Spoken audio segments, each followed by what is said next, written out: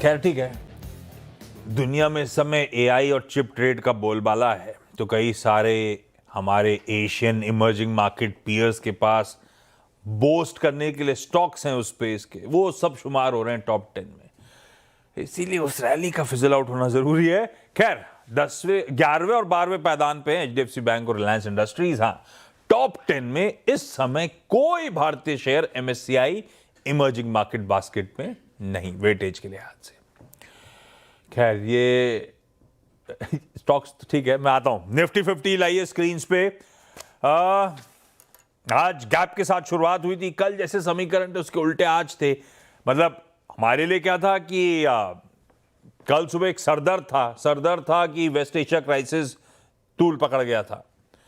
आज सुबह की कहानी यह थी कि उसमें सीज फायर की बात सामने आई, तो पहला कंफर्ट, उस सीज फायर से दूसरा कंफर्ट था कच्चा तेल। कल सुबह तेजी में 97 98 ले गया था, आज 93 पे ले आया, तो वो कंफर्ट था हमारे लिए। तीसरा, कल सुबह की एक सरदर्द था कि यूएस में फ्राइडे को एक पैनिक मोड में चले गए थे मार्केट्स, सेल ऑफ तगड़ा था। नैस्डैक एक साल में इतना नहीं गिरा था, 4-4.25%, जो एक दिन में फ्राइडे को गिर गया था। कल स्टेबिलिटी लौट रही थी।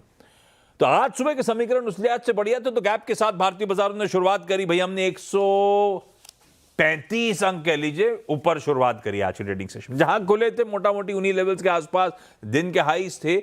उसके बाद वो मामला, क्योंकि वही 23 मामला ऊपर से कूल ऑफ होना शुरू हुआ, और एक समय तो 19-20 पॉइंट वो स्लाइटली इन रेड देख रहे होगे आप लोग आपकी स्क्रीन पे, ग्राफ पे। उस समय 19 पॉइंट मेरे ख्याल से दबाव में आ गए थे। पर उसके बाद से हाईलाइट ये है कि कुछ रिकवरी का ट्रेड प्ले आउट हुआ, 1/4-1/3% बढ़े थे, और अब लार्जली उसी ब्रैकेट में भारतीय बाजार कामकाज करते हुए रिकवर हो गए।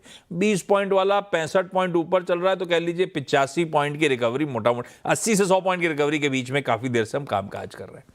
तो संभल तो गए, लेकिन ठीक है, वॉलेटाइल सेशन था। और संभलने के पीछे की सबसे बड़ी हाईलाइट है कि हमारे यहाँ आज बैंक्स ने खूब दमखम दिखाया। बैंक निफ्टी स्क्रीन पर आएगा, तकरीबन 1000 पॉइंट, ऑलमोस्ट 2% पॉइंट के मजबूती के साथ निफ्टी बैंक इस समय आपको आपकी स्क्रीन पर ट्रेड करता हुआ नजर आए। वो रीजन बाद में आता हूं, अभी छोड़ दीजिए, जब मांगूंगा तब दीजिएगा। हमारे एशियन पियर्स, हमारी रिकवरी अच्छी है। एशियन पियर्स स्क्रीन पर लेकर रखिएगा जरा सा। आज across Asia largely markets in green trade कर रहे हैं।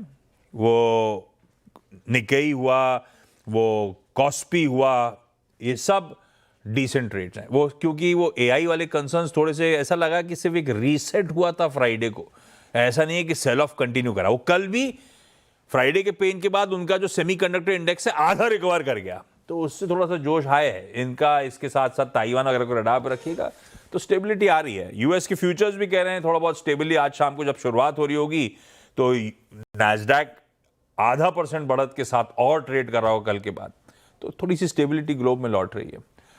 पहले तो निफ्टी 50 पे व्यू समझ लिया जाए। ओम भाई साहब, क्या व्यू लेके चल रहे हो आप लोग? सैमको सिक्योरिटीज में रिकवरी है लो से, लेकिन मामला अभी भी फ्रेजाइल है। हम एक कंसोलिडेशन बैंड के नीचे फिर स्लिप होके बैठे हुए हैं।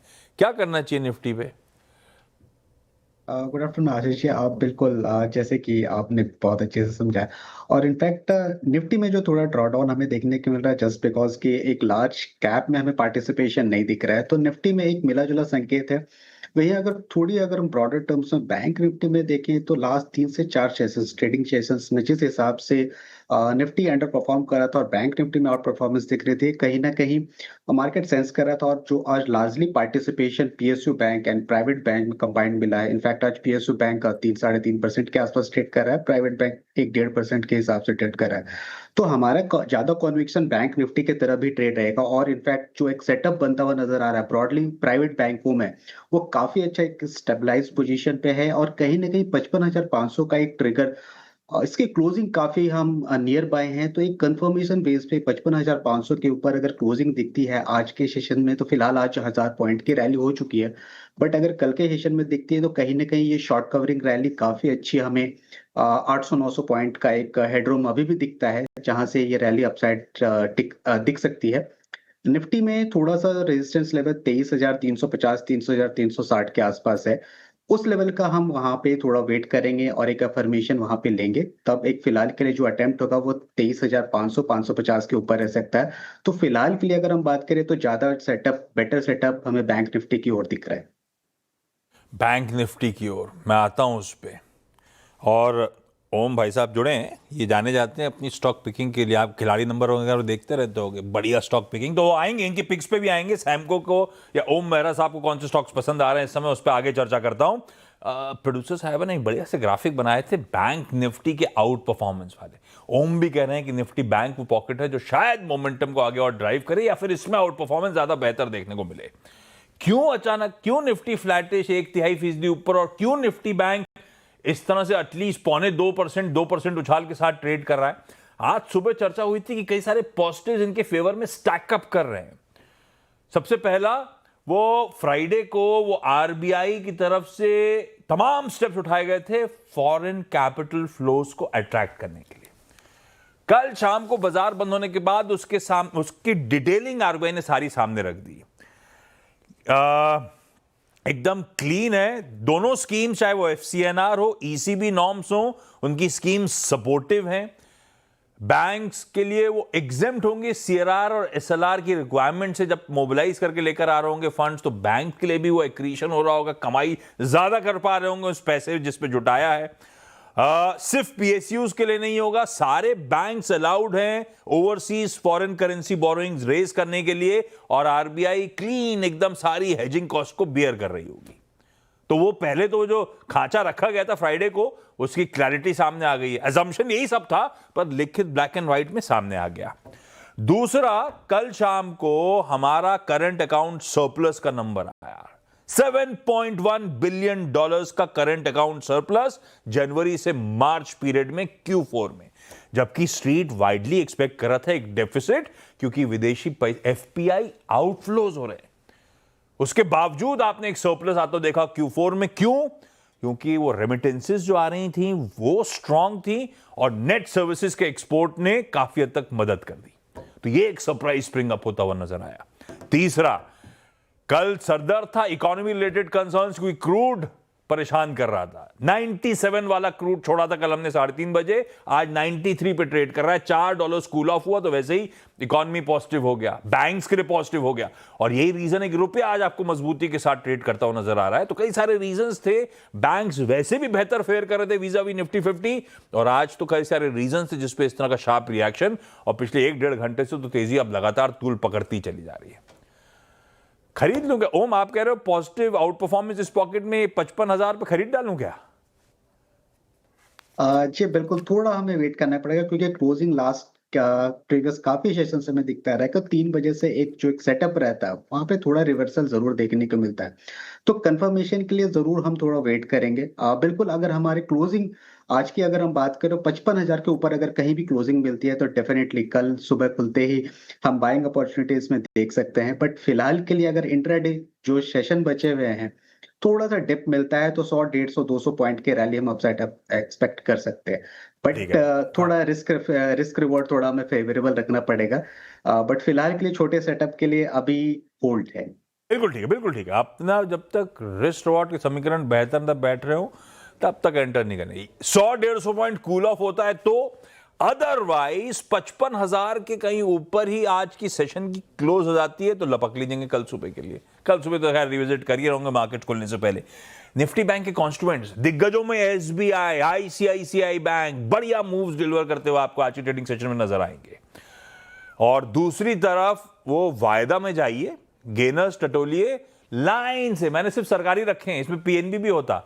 सारे के सारे सरकारी बैंक्स, हाँ, और मिड कैप प्राइवेट बैंक्स आपको फेडरल वगैरह नजर आए। ये देखिए, bank of Baroda, bank of India, Canara bank, Indian bank 3.5 से 5, 5.5, इसी में कहीं पीएनबी भी बैठा होगा, मैं मिस कर गया उसको। 5-5.5% मजबूती के साथ ही पूरा पैक इस समय ट्रेड करता हुआ। ओम, बैंक के लिए आपने बता दिया, बैंक निफ्टी के लिए कंफर्ट आएगा तो एंटर करना। अच्छा, एसबीआई के थ्रू मूड समझने की कोशिश करूं तो, क्योंकि ये सारी चीजें जो मैंने हाईलाइट करी ये ज्यादा पॉजिटिव हो जाती है सरकारी बैंक्स के लिए, और सरकारियों का तो poster boy state bank of India है। क्या पीएसयू बैंक्स का आउट परफॉर्मेंस ज्यादा यहां से अभी भी नजर आ रहा है? ऐसा है तो क्या एसबीआई स्वीट स्पॉट पे है ट्रेडिंग के लिहाज से? जी बिल्कुल, आज के लिए मेरा जो प्रेफर्ड पिक था वो एसबीआई ही था। बिकॉज़ जो लास्टली जो 1000 जो लेवल का था, इनफैक्ट जो राइटिंग हो रखी थी काफ़ी अनवाइंड होने के लिए दिख रहा है और काफ़ी बेटर एक सेटअप दिख रहा है डबल बॉटम फॉर्मेशन के साथ। तो फिर ओआई डेटा भी सपोर्ट कर रहे हैं और टेक्निकल चार्ट भी इसमें काफ़ी अच्छा सपोर्ट कर रहे हैं। 50 डीएमए के ऊपर सस्टेन कर रहा है, स्लाइटली थोड़ा-सा ऑन द हॉवर कह सकते हैं कि 20 डीएमए के पास है। तो बिल्कुल कहीं न एक माइनर सा रेजिस्टेंस हम से कह सकते हैं 1010 के आसपास, तो सेटअप काफ़ी अच्छा है, रिस्क रिवॉर्ड काफ़ी फेवरेबल है। 985 टू 984 का स्टॉप लॉस लेग के साथ हम एक्सपेक्ट कर सकते हैं 1125 का 1135 तक के आने वाले दिनों में। रखिए एसबीआई को फोकस में, बढ़िया। और अब एज वी स्पीक दिन के फ्रेश हाईज ही बनाता हुआ ये स्टॉक नजर आ रहा है। इसमें और तेजी तूल पकड़ी 1025 1030 तक के टारगेट्स के लिए खरीदारी करने के मौके। ये ओम का पिक था, तो आप एक और ढूंढ के रखिएगा भाई साहब, इससे बात नहीं बनेगी। एक और लेकर आइए, वायदा का एक और टॉप गेनर अदर देन सरकारी बैंक जो हेडलाइन में मेंशन था वो पीआई इंडस्ट्रीज है। ओम प्लीज चार्ट खोलिएगा। पीआई इंडस्ट्रीज एकदम से क्यों आज इस तरह की तेजी दिखाने लगा? थोड़ी देर पहले दरअसल एक अपडेट आई है, जो तेजी एकदम से स्क्रीन पे प्ले आउट हुई। जापान की कंपनी है कुईमाई केमिकल्स, वो उसने अपनी Q2 की गाइडेंस अपवर्ड रिवाइज करी। अपवर्ड क्या, मैसिवली अपवर्ड रिवाइज करी। उनका कहना है जो पहले प्रोजेक्शन हमने दिए थे उससे 10.9% ज्यादा आय हम कर रहे होंगे, तकरीबन 11% ज्यादा आय। ऐसे ही बाकी पैरामीटर्स में ऑपरेटिंग प्रॉफिट, कारोबारी मुनाफा, उनका कहना है हम 70% ज्यादा कर रहे होंगे, पिछली गाइडेंस जो दी थी उससे नंबर इंप्रूव होता हुआ। इस तरह की स्ट्रॉन्ग गाइडेंस आई। और पीआई इंडस्ट्रीज का क्या लेना देना? पीआई इंडस्ट्रीज जो एक्टिव इंग्रेडिएंट्स है बनाता है, उसमें इस जापान की कुईमाई इसकी one of the most prominent client है। अगर कुईमाई को बहुत अच्छा बिजनेस आउटलुक नजर आ रहा है, इसका मतलब है परसीव्ड बेनिफिट है, पीआई इंडस्ट्रीज के सबसे बड़ा ग्राहक अच्छा कर रहा है, तो इनके कैश फ्लोज भी आगे इंप्रूव हो रहे होंगे। ये लीजिए, इसलिए तेजी, पर वो तेजी टिक नहीं रही है पीआई इंडस्ट्रीज। लेकिन चार्ट आज केमिकल एज अ स्पेस इसलिए अच्छा कर रहा है। ओम, पीआई इंडस्ट्रीज कैसा, क्या व्यू बैठ रहा है? जी, पीआई इंडस्ट्रीज बिल्कुल एक अंडर परफॉर्मेंस यहाँ पे डेफिनेटली काफ़ी वीक्स में सेटअप देखने को मिला है। बट हिस्टोरिकली अगर हम बात करें तो 2700 लेवल काफ़ी इंपॉर्टेंट है। हम इसे डेली के बजाय अगर हम वीकली पे देखें तो ज़्यादा ये क्लियर सेटअप हमें दिखाता है। जो 2700 का लेवल है ये एग्जैक्ट रिवर्सल पॉइंट काफ़ी मल्टीपल टाइम ऑफ रहा है और एग्जैक्टली अगर हम फिर वीकली के चार्ट के ऊपर देखते हैं तो यहाँ पे एक पॉजिटिव डाइवर्जेंस भी दिख रहा है। तो कहीं ना कहीं सेटअप बुलिश है और साथ ही साथ वॉल्यूम एडिशन भी है काफी अच्छी।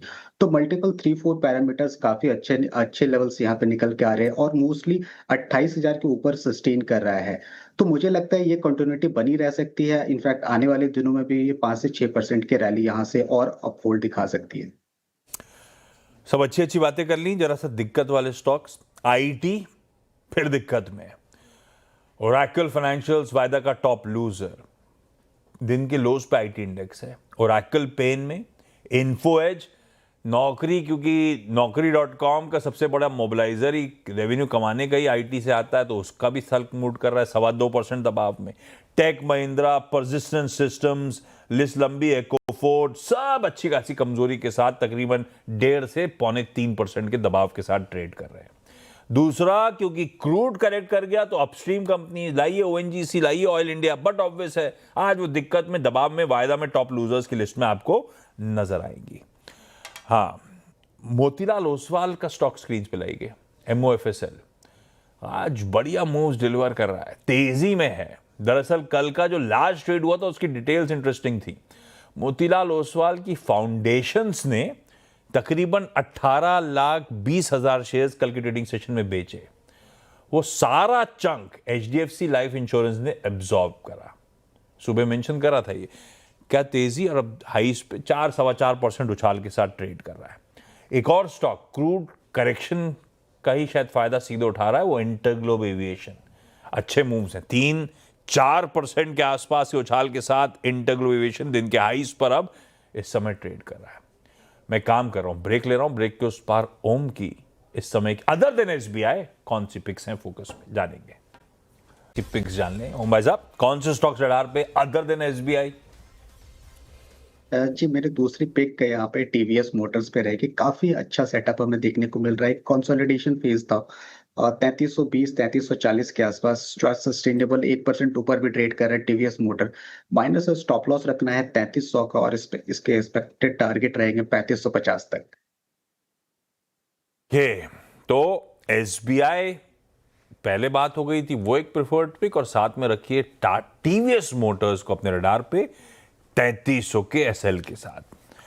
मिड बैंक निफ्टी बढ़िया कर रहा है, मिड कैप्स अच्छा कर रहे हैं, 1% उछाल के साथ वो इंडेक्स इस समय ट्रेड करता हुआ। कल हमने देखा था 1:4 का रेशियो डिक्लाइंस के फेवर में, तो आज 2.5:1 कह लूं, या कन्वीनियंस के लिए 3:1 का रेशियो कह लीजिए, यानी कि 70% 75% शेयर्स इन ग्रीन आज कामकाज करते हुए।